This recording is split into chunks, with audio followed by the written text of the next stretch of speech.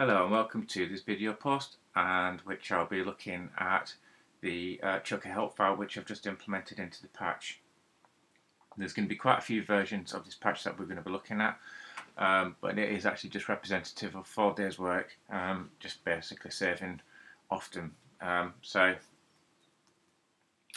in the post I was just saying that I've just copied across the help file from the Chucker object. And obviously this is something that I don't want to just use up by it is, so I want to be able to adapt it further. So one of the things that I've done is assigned the groove object in this buffer down here to the loop 2, which is one of the buffers assigned for the section that copies audio between separate buffers. So the other thing that I did was I went into the help file of the Chucker object here and had a look at what messages were available, to increase the functionality of what was being provided, and there's quite an interesting one there, directions. And looking down here at the information, it says directions can be working on either the left or right channel just by giving it a 1 or 2, then followed by one of these 3 integers here, and then once it receives one of them, it performs any one of these functions. So having these functions, I think, on top of what it's already doing, would be something that would be quite good for this DJ patch. It would give it something a bit unique. It could produce some quite interesting results, I believe, and it also means that the DJ can do something with this software that will make him stand out and quite unique. So how would I implement this? Well, looking at the these 2 objects here, which are multi-sliders, I thought, well, actually they're already receiving the number of steps. So if I change the step there, you can see that each time the steps move. So I thought this would be ideal to use. So the way that I did this was just basically copied and pasted this part here down below, as we can see. So what I'm just going to do now is attach a message so we can get an idea of exactly what's going on. So as we can see here, we've got 10 steps. If I make it 4, make life a bit easier. 5, okay. So what we see now is we've got 5 values going 1 to 5 consecutively from here. Now if I move the slider, we see that it's got as many steps going, it's got as many steps as the steps being assigned here. So if it's 5 steps across, each slider will have 5 steps down. If it's 16, so on, so on. Now, to get the, as we can remember from the directions, the 3 integers were from -1 to 1. So if I now click on the range and move that, we see that's what's happening.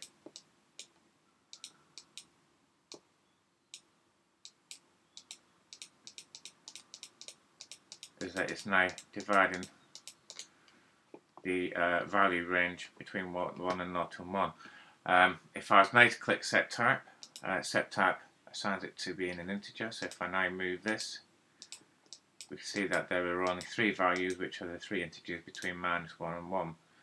Now the reason why I've showed you that is because, as you can see, we've got a load bang object here, and quite clearly when the patch was loaded up, these 2 messages weren't sent. So we'll move on to the next patch.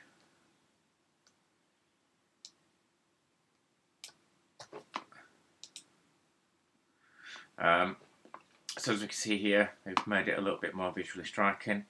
One of the things that I've done now is attached the messages that were for setting the tap to integer and for setting the value range on a delay now of 50. So as you can see now, that quite happily goes to the function it should be. Another thing that I needed to do as well for this patch was when the number of steps was being changed, each time that was happening, these two multi-sliders would revert back to this kind of mode again, like we had, I showed you previously, like we've got here. So to work out what the problem was and to come up with a solution, for this object here, this is receiving the number of steps from this dial here, so the number of steps comes down to this object here, which sends the values and commands to here, this object here. So what happens is it takes a number of steps and it adds this command, set minimum maximum 1, variable 1. So what that does is then, as I say, if you get 11 steps across, then it gives the range of the multi-sliders equal to a number of steps. So to stop this from happening in this multi-slider, what I've done is basically create my own and change this command here, set min max, to size variable 1, and that size variable 1 will set the number of steps. So the next thing that I've done, I'm just going to show you the function first so that you can see what I'm talking about. For some reason, these text buttons need to be initialized when you open the patch, so that's what I've just done there. So what I just would like to show now is the loop mode is currently off, so I'm just going to press start. If you can hear the loop playing, and now it stops. The reason why it does that now is because, as you can imagine, if that was still in play mode and I forgot to turn it off, if I was to load a new sample into there, then it would start to continue play. Also, if in a live performance you wanted to use the loop in here as a one shot, when you press play, it would obviously play the sample, but then you would have to press the play button again to put it to stop before then you could turn around and press it to play again, which obviously is not conducive to a good performance. So the way I managed to do this was through this little patch here, and this patch, as we can see, I've got from the Groove help file, which was the sync. And as we can see here, it's just a little patch that just sends a bang whenever the loop starts. So every time the loop starts, this little patch here, this little function here, will send out a bang, and it sends out this bang into a gate. Now this gate here is controlled from the loop on and off. So if the loop is off, so it's only playing as a one shot, then that gets put through this little function here to invert the command. So if it's off, then the gate is on, so then that allows the bang to come through and stop the button there.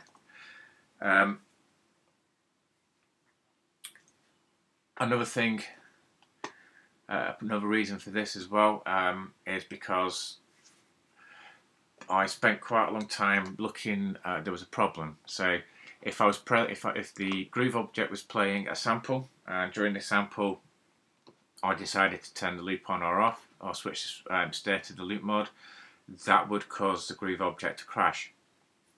And once it crashed, the DSP or the Easy DAC down at the bottom would have to be switched on and off several times until the DSP sound card would start to make audio again.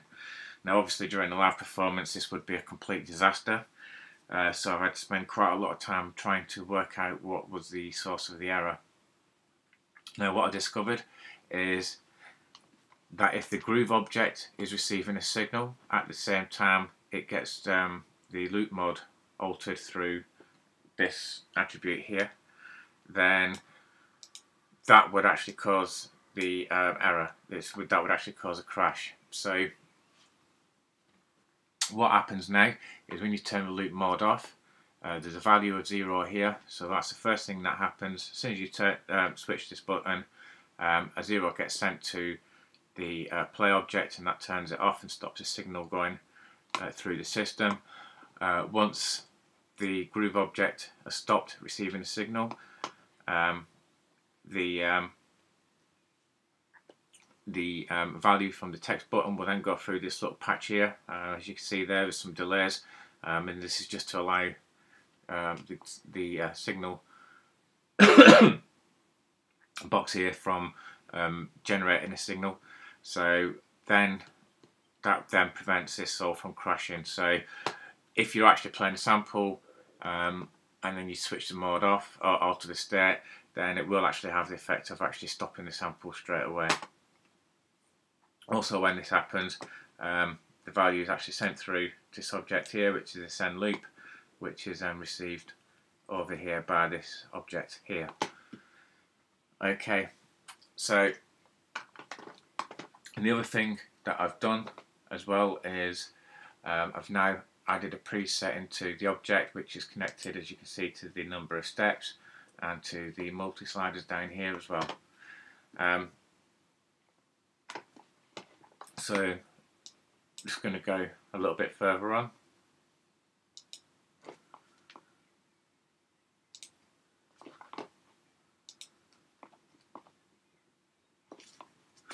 The other thing that I did was, because that was a bit of an error, a major error for detecting the edge for the loop, is that I've actually applied that into the loop 1 section as well. And so this is where I've got to a little bit further on. In this patch, what I've done is I've added this little object down here.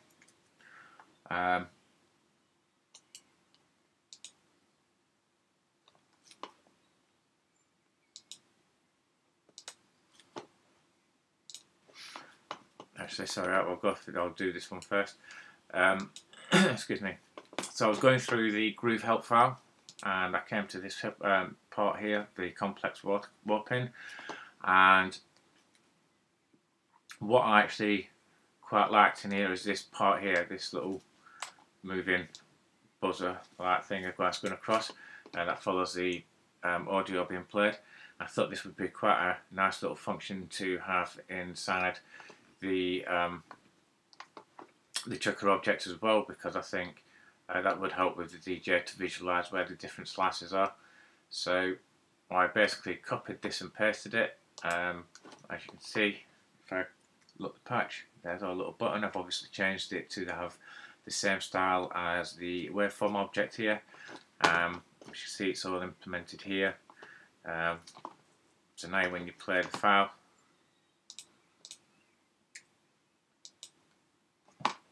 it plays across, which is quite a nice touch, I think. I also started looking at the JS UI, which is for the JavaScript user interface. Found some buttons. Not quite sure whether I'm going to use them yet, but it was certainly a good idea to have a look about and see what was available. And the second thing that I've started to, and the other thing that I've started to do with this patch, as you noticed, I've got a message box here, and when, as we can see, when I adjust the value for any one of the faders and the sliders there, we get a different change of values in that message box, which made me start thinking about how this could be utilized to give visual feedback of the number or the value of each slider. So I was thinking perhaps have some kind of message system under here where we can actually read these values out.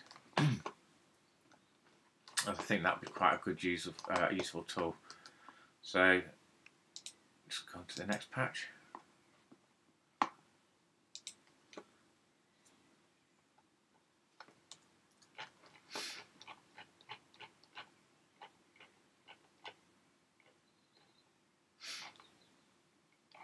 Okay, yeah. one of the things I'll just quickly point out is this object here now is the gate. Basically what happens is when this is now paused, this gate object actually allows the waveform to be moved up and down and dragged around. Previously, when the zoom function was being used, it couldn't be moved around. So this now actually takes out a signal, or the value that was being created for the point in the zoom that was going to be used. So that's quite a good function to have now.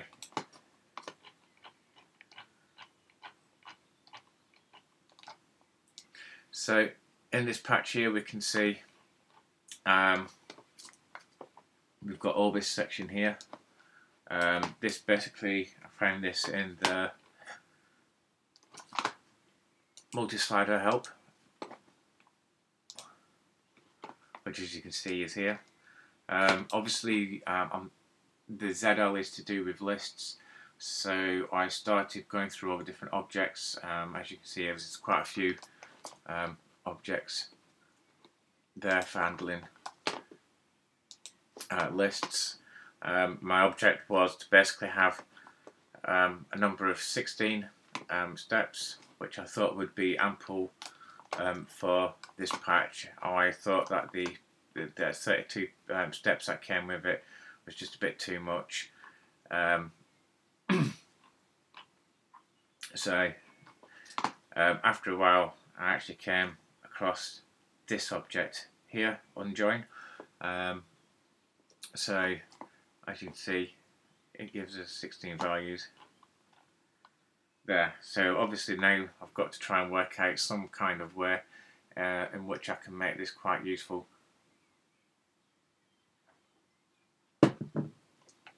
for the DJ patch.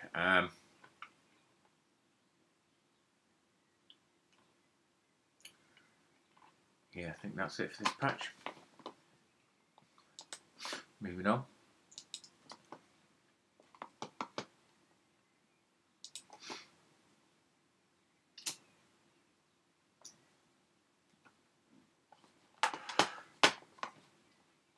Okay, so what I've done here is for the lists of values for the multi-step, list of values for the multi-slider, I've created this little sub-patcher here. Now the way this works is it uses the unjoin object, as you can see.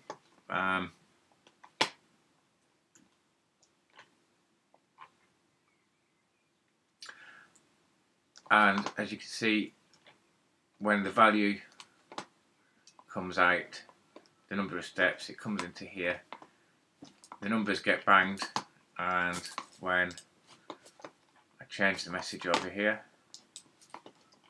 number of steps, which is obviously now set to 16, we can see across here that the messages try and join up. And if I change one of these messages,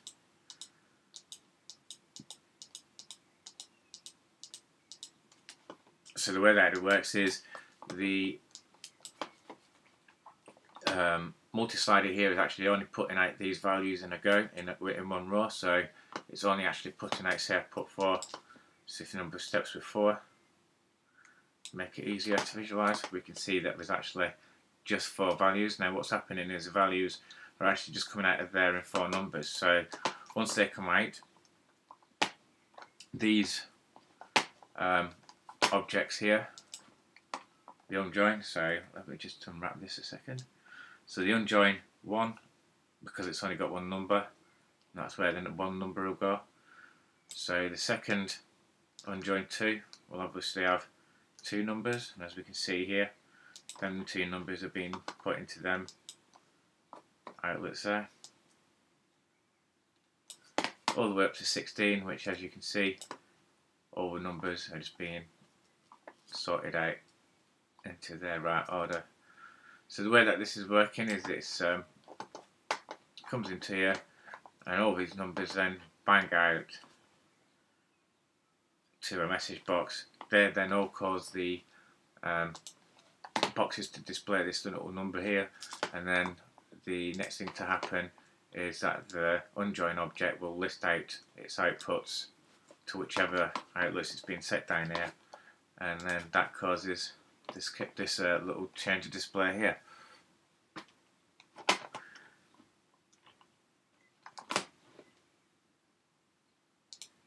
So if we just move on, because I thought that would be quite a useful function to have, especially considering the size of screen. It would be just interesting to be able to see the actual value, so that you've got a total, but you've got two ways to actually visualize it. So really, if the display window isn't fantastic for graphical, so that you can actually see all the different sliders. For example, you can see down here between 1 and 2, it's just ever so slight step. So this way, at least you'll be able to see exactly what this value of the slider is. So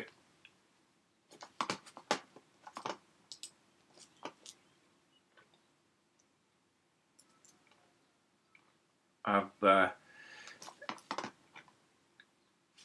come down here and banged out,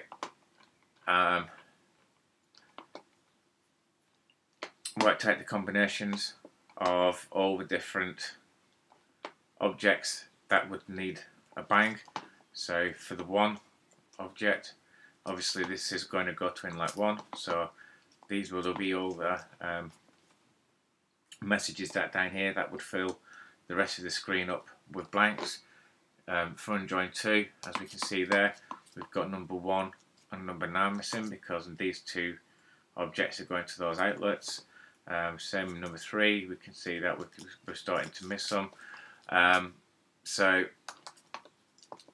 that was just trying to improve upon the patch that was already there.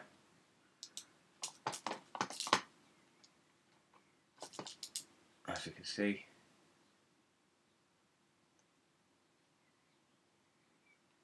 unfortunately, it's not quite as accurate as what I'd like it to be, but that's when you get into the odd divisions of the steps. So that was what was mainly done for this patch.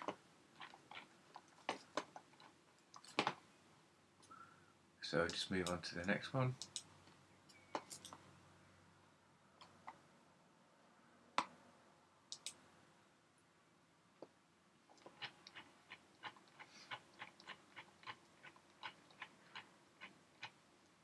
So yeah, we can see I've now adapted the patch into both of the multi-sliders there.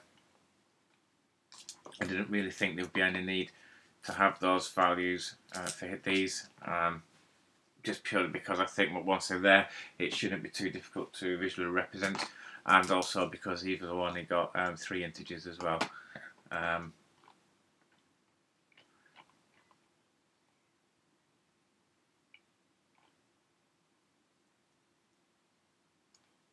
And I've also put a JSW underneath the slider there, so that it should be able to easier to see what's going on, so that you can see the two bits there moving across the screen, and you can start correlating that then to exactly which slice of the audio slicer that is, so that you can then make accurate judgments on exactly what you're going to do with the performance tool and which step you're going to use for a particular part.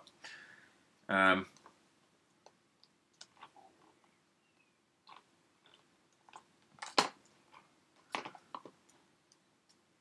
think there's one more patch and that's it for the chucker object.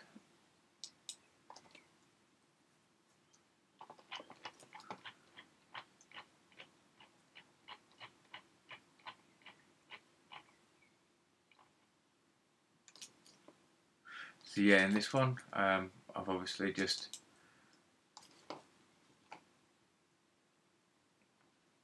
eventually worked it out for the object that was set in on all the blank messages on here, was that I actually realised all I needed to do was just bang. Was that when you change the file, when you change the step number, all you had to do was just bang one button, send that to that message, and just attach all the message to all the different outlets, and then that would just save all the objects, makes it look a lot tidier, and probably a lot more efficient as well. So that was the final part for this chucker section. I think I just adjusted some of the points as well for where the steps went, to try and make it look a little bit neater as well.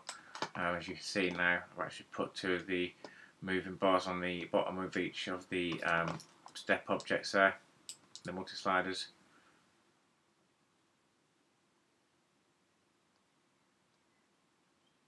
They're not 100% accurate yet, these numbers, but they will be done for some point.